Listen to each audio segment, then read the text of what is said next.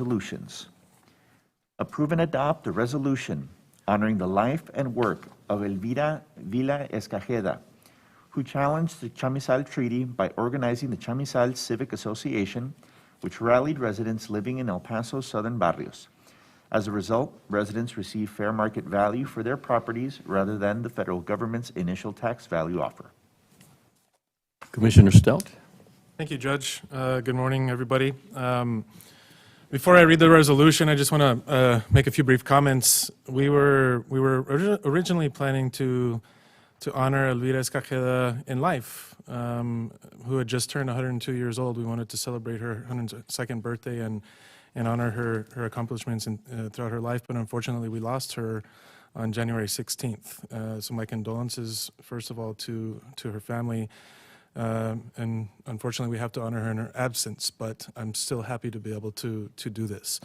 I know that her niece is here, Linda Villa, and I'm grateful for your attendance today and your family and those who have brought this important history to our attention.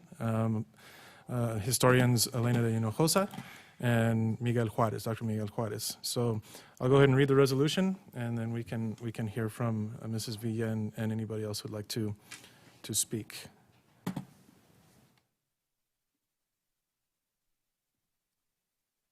Whereas the Chamizal Convention of 1964 returned land to Mexico for the first and only time in U.S. history by redrawing the boundary between El Paso and Ciudad Juarez and fixing the Rio Grande through a concrete canal, ending long-running dispute between the two countries. And whereas this displaced more than 5,600 South El Paso residents, creating a generational trauma imposed upon the community. And whereas members of the community demanded a seat at the table, denounced governmental transparency issues, and refused to accept the unfair offers made by the federal government for their property. And whereas this included Elvira Villa Escajeda, who challenged the Chamizal Treaty by organizing the Chamizal Civic Association, which rallied residents living in El Paso's southern barrios condemned by the treaty and their allies to successfully combat the terms of their displacement. And whereas Mahatma Gandhi stated, a small body of determined spirits fired by an unquenchable faith in their mission can alter the course of history. And Mrs. Escajeda did just that for her community. And whereas because of Mrs. Escajeda's activism, residents received, among other compensations, fair market value for their properties rather than the federal government's initial tax value offer. And whereas she was later awarded a medal by President Lyndon B. Johnson and special commendation from President Adolfo Lopez Mateos for her involvement in helping to more equitably settle the treaty. And whereas acknowledging the contributions of residents like Mrs. Escajeda, who passed away in El Paso on Sunday, January 16, 2022, at the age of 102, is part of understanding past and present of our community. And now therefore be it resolved by the El Paso County Judge and Commissioners Court that El Paso County acknowledges the critical leadership of Elvira Villa Escajeda, thanks her for her activism on behalf of her community, and extends its sincere condolences to her family on the occasion of her passing. Signed this 24th day of January 2022. Second. Commissioner Holguín. Aye. Commissioner Leon. Aye. Commissioner Stout. Aye. Commissioner Robinson. Aye. Judge Samaniego. Aye. Motion carries. Would you like to say some words, Ms. Villa, or anybody else? You can come up to the podium. Mm-hmm.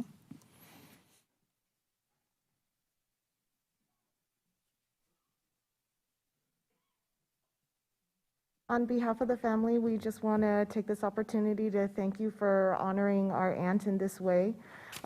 She, as you read from your comments, she was a wonderful woman, a strong leader. She just wanted to make sure that the people of her community got what was fair. She loved her country, she loved her state, and she knew the government was supposed to protect her and represent her, and she wanted to make sure that that was carried out. And we can see that she accomplished that, and we're just so proud to have had her in our life, and we thank you so much for this honor. Thank you, and our condolences. What a great leader, and I said earlier, recognizing individuals like that is something we never should forget. We too quickly forget about amazing people that have contributed. The chamizal was, what a struggle. I mean, from start to end. And, you know, it's celebrated in different ways, you know, but what she did was she didn't worry about all the other politics. She worried about the outcome of the individuals that were impacted by her. So we thank you, and you must be very proud to be part of this family. The Villa family is very, very important here in our community. So thank you very much. Thank you. Commissioner?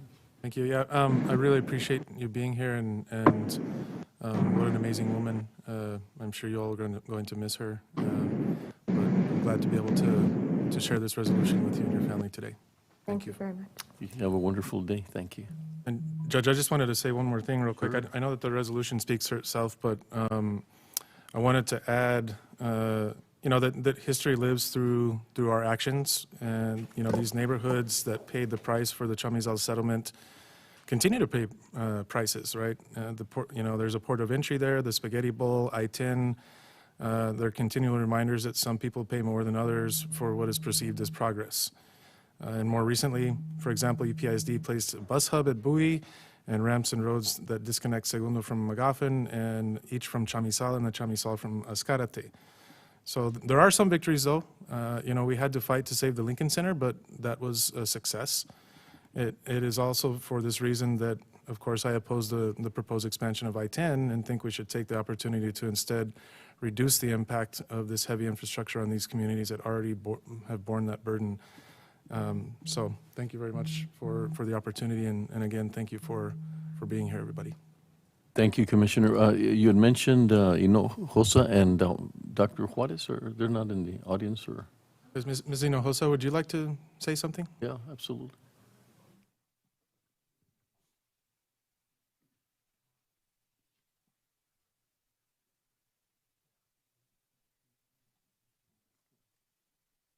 Morning, Commissioners. Good morning.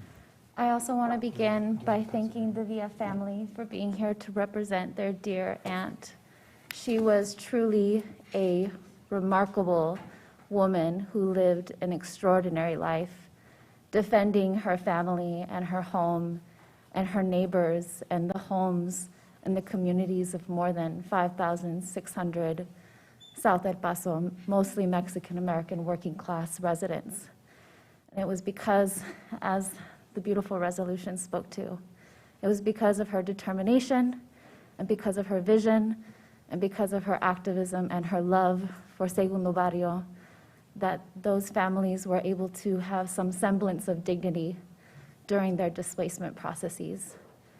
And I just am absolutely honored to be here to speak on that, to be in the presence of the Villa family, and to have had probably the greatest privilege of my life so far, to have met her last year at 101, and to have been there with her family and her caretakers at her 102nd birthday party last Friday, in which she did celebrate with her loved ones and all those who adored her and respected her. So thank you so much for this resolution and for honoring her life in this way. Well, thank you for your kind words. I'm sure that the family, I mean, it's difficult, but those kind words, I'm sure, are very helpful for the family to move forward. Thank you. Thank you. And thank you for your assistance in bringing this resolution and making sure that we had a good resolution and crafting it. Thank you so much. Thank you.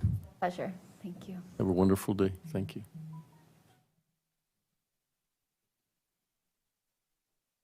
Caesar?